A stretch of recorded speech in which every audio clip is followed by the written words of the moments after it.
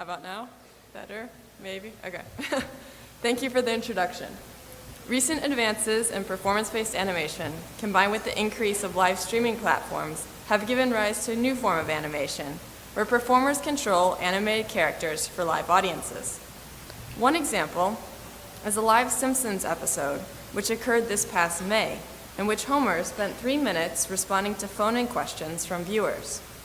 To better understand the needs of live animators, we interviewed the authors of that episode and several other authors of performed animations.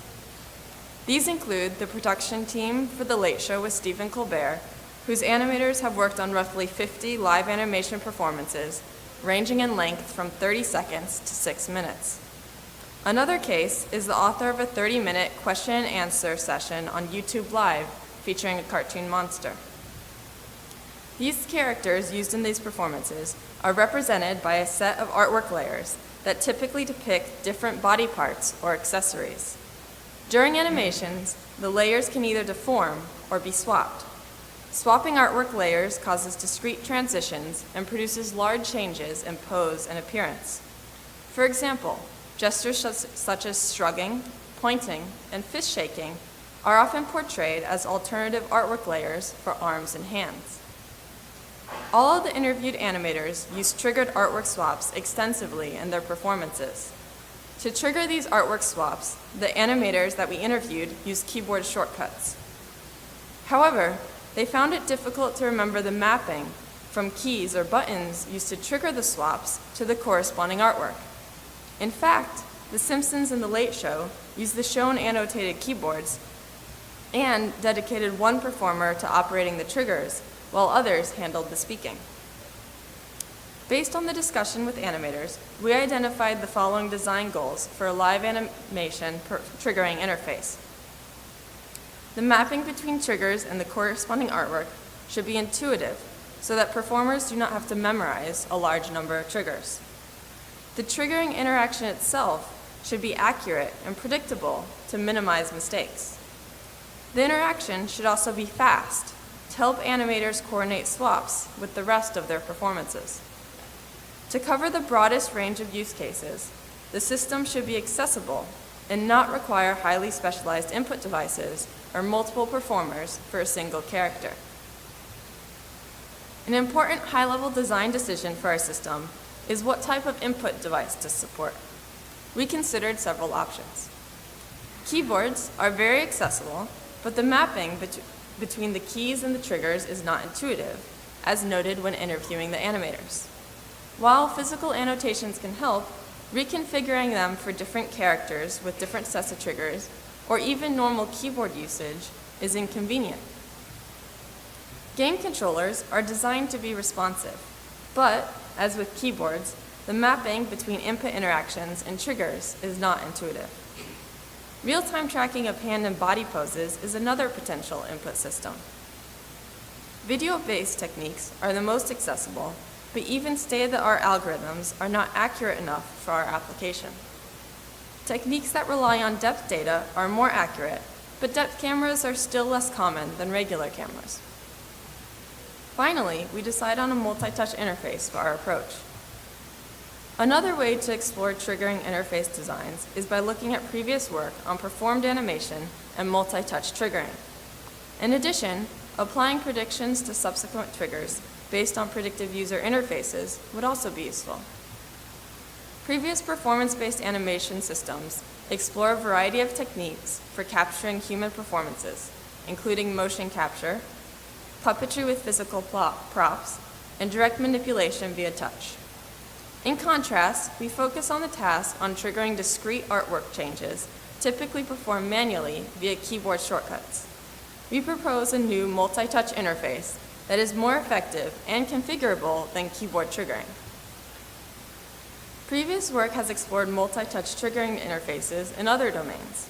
Given that text input is a form of discrete triggering, our problem is related to the design of soft keyboards for touch devices. However, the problem of arranging animation triggers presents unique challenges. First, the set of animation triggers varies from one character to the next.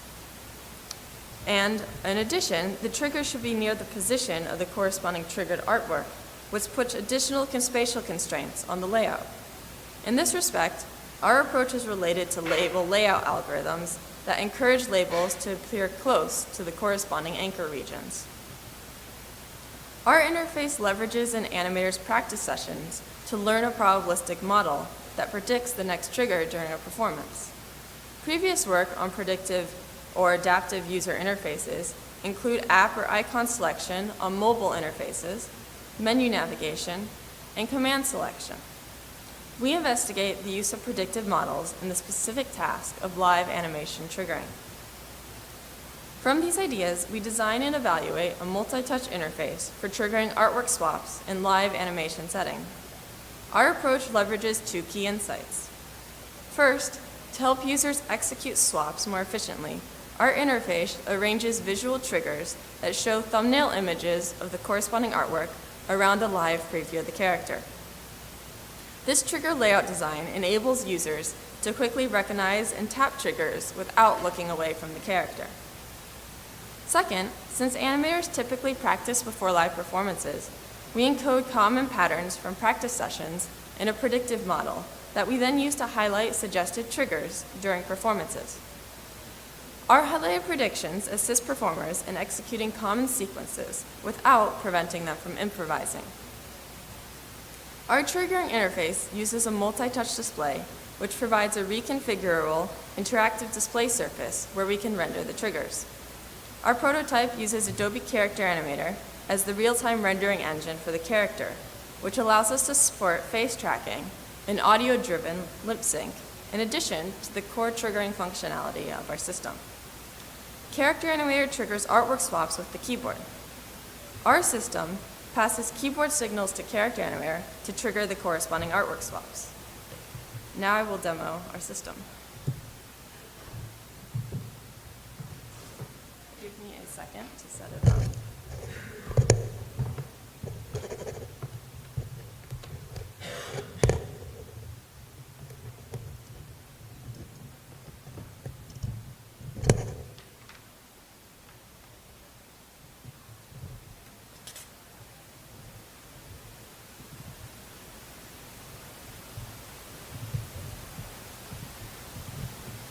So here you can see a live preview of the character, which moves when I move, and the mouth is driven by lip sync from the audio that I'm saying.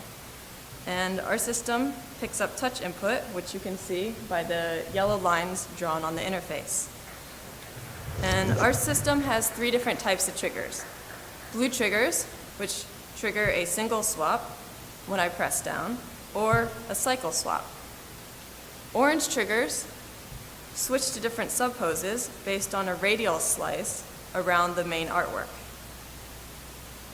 The orange triggers switch to different subposes based on the number of fingers that I have pressed down. So notice I have 3 fingers pressed down, and the character also holds up 3 fingers.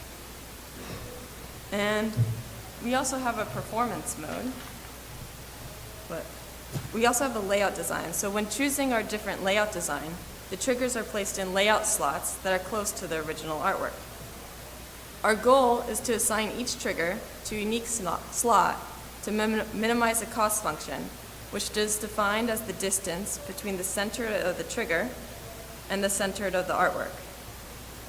We have corresponding left and right triggers and symmetric slots around the character, and triggers that correspond to both hands or arms are placed below the character. We have a row layout, which has left and right triggers and corresponding grids around the character. And we also have a fan layout, where the triggers are placed in a natural fans around the character to mimic the natural resting position of the user's fingers on the display. To prepare for a live performance, the actor can practice the script a couple of times and then save each practice. We then leverage these practices to make the triggering easier during the live performance. So now I'm going to practice a script, and the script appears at the top of the screen in this teleprompter. So, hi everyone, my name is Furiosa. I'm super excited to be here at UIST today. I know that most of you flew in to join the conference today, but let me try to convince you to try this new teleporter watch. That's how I arrived in Quebec City. You're unsure that it actually works on humans and not just animated characters? Well, I assure you that this is the new method of travel for the future. So now that we're done practicing, we can do a performance. And our system builds a Markov model in order to help the user during the performance time. Our model predicts and highlights the most likely subsequent poses whenever the user hits a trigger. An animator can use our system with either no suggestions highlighted, one suggestion highlighted, or 3 suggestions highlighted. The triggers which are grayed are not suggested, but the user can feel free to hit them anyway. The other triggers are colored and scaled based on their estimated probability of being the next state. The bigger and brighter triggers are most likely. So now, let's perform the script that I just practiced. Hi everyone, my name is Freyosa. I'm super excited to be here at UIST today. I know that most of you flew in to join the conference today, but let me try to convince you to try this new teleporter wash. So notice that when the practice matches the performances quite closely, the suggestions make it much easier to hit and identify the next trigger. But I can also improvise, like I'm doing now, and the system's fine. But the user still has control over the exact timing of the performance, allowing me to pause and talk to all of you. So now I'm going to finish the script. That's how I arrived in Quebec City. You're unsure that it actually works on humans and not just animated characters? Well, I assure you that this is the new method of travel for the future. So now I'm going to describe how our system works.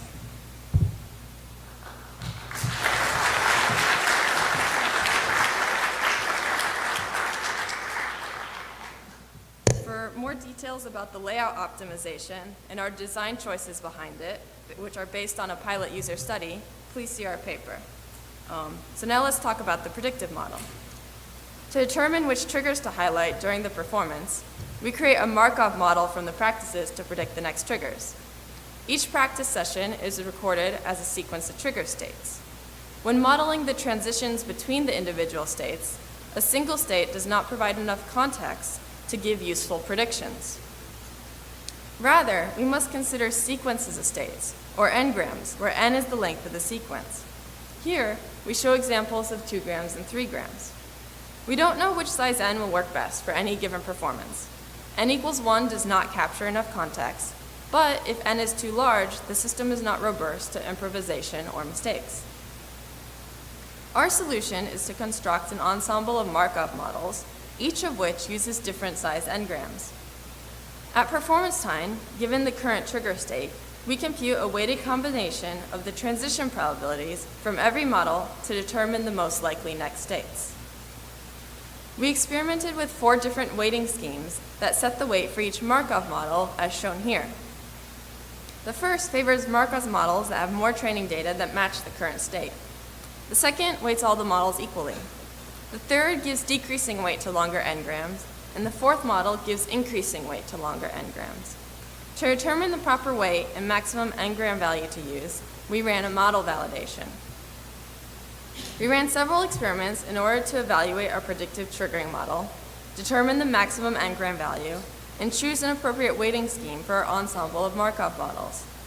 To attain ground truth performances, we manually recorded the sequence of trigger poses for 8 appearances of Cartoon Trump and 3 appearances of Cartoon Hillary on The Late Show with Stephen Colbert. Please see our paper for details on our training and testing sets, as well as our error calculation.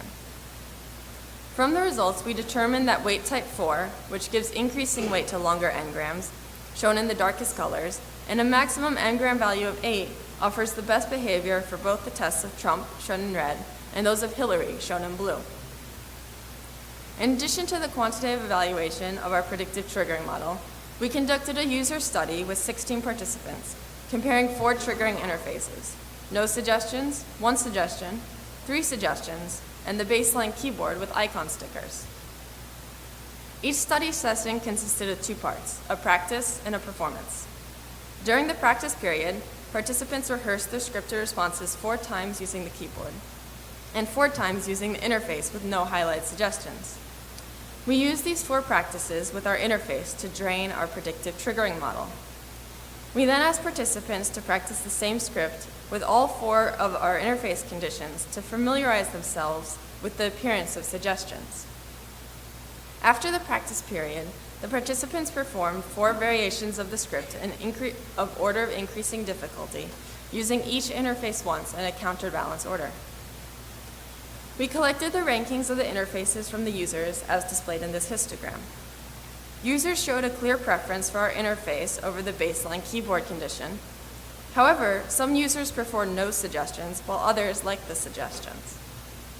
To better understand how our system addresses professional workflows, we conducted an informal demo session with the production team at the Late Show. We asked them to use our system to animate Cartoon Trump answering a question from a previous episode of the show. Here is the result. Oh, okay. Where's the audio?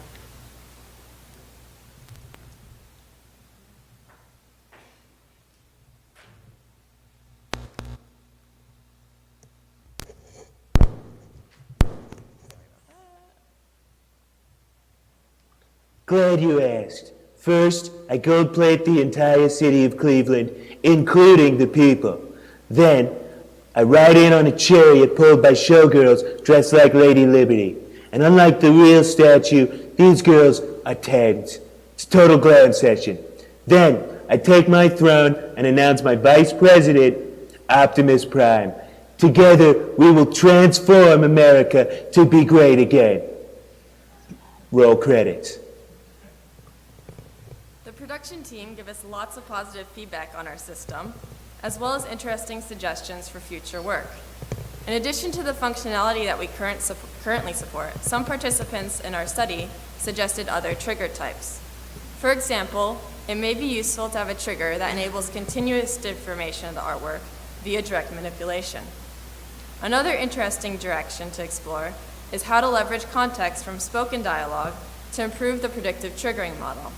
For example, we can incorporate audio features captured during practice sessions into our model. Then, during a performance, the audio could serve as an additional cue to refine the suggested triggers. As noted in the evaluation of our predictive model and our user study, the quality of suggestions decreases when the performance deviates from the practice sessions. One way to improve the utility of our system in such a case is to develop a more sophisticated model that can better handle diverse training data. In conclusion, we believe that live performed animation represents an interesting new application domain for the HCI research community. We hope that our work inspires others to investigate the unique challenges and opportunities that arise from this emerging medium. We want to thank The Late Show with Stephen Colbert for the helpful feedback and the use of their characters. Thank you for your attention.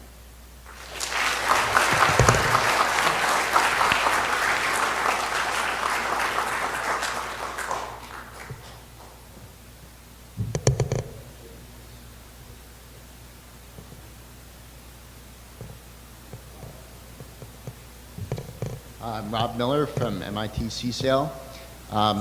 Wasn't quite clear to me, but the original animations actually had multiple puppeteers. They had one person doing the voice and one or more people actually controlling the animation. Is that true? So in the production setting, they usually had one person acting out the voice to script and then just one other person on the keyboard doing the different triggers. When you talked to those teams, did you get a sense and showed them what you had done? Did you get a sense that they wanted to then reduce that to just one person doing both the voice and the animation, or was there still value for them in having multiple puppeteers? There was still value for them having 2 people, mainly because the voice actor was very skilled in doing different voices, and the person doing the triggering would be more familiar with the actions of the character.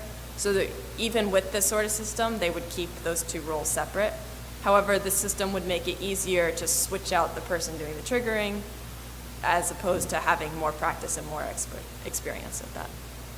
And then I guess Hi, my name is Sang-Won Lee from University of Michigan. Fascinating work.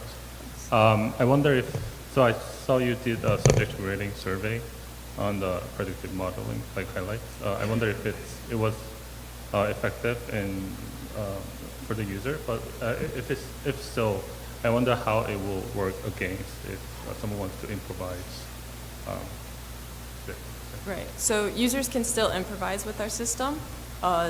They're just the triggers are grayed out, but you can still press them. And users found that the suggestions worked really well when they stuck with the practice that they did. So if what they were practicing matched what they were doing performance time, they found it really well. Sometimes they found the 3 suggestions a little distracting if they deviated a lot. Steve Feiner, Columbia University. I really like the fact that you were working with the people who actually use these systems in the original versions.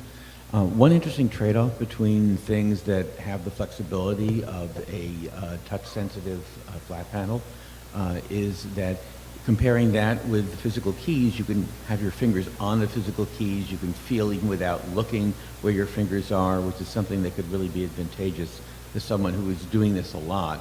I was wondering if you had any comments from the folks you were working with about the trade-offs between the system where it was exactly where you might want it to be on the screen relative to the character versus being able to go and have your fingers on the ready to go and quickly maneuver between the different keys. Right. So from the feedback from the Late Show, the professional team, they had no problem not having the physical keys there. They actually preferred seeing the live preview of the character right next to where they're pressing to get a better feedback and response. From the user study, some of the users did mention that they really like the tactile feedback of pressing the keys. I think maybe one of the reasons behind that is the user studies, they found that 3 keys worked fine for them and they only use that, whereas the professional animators really like to emote more in their performance and use the wide range. Thank you.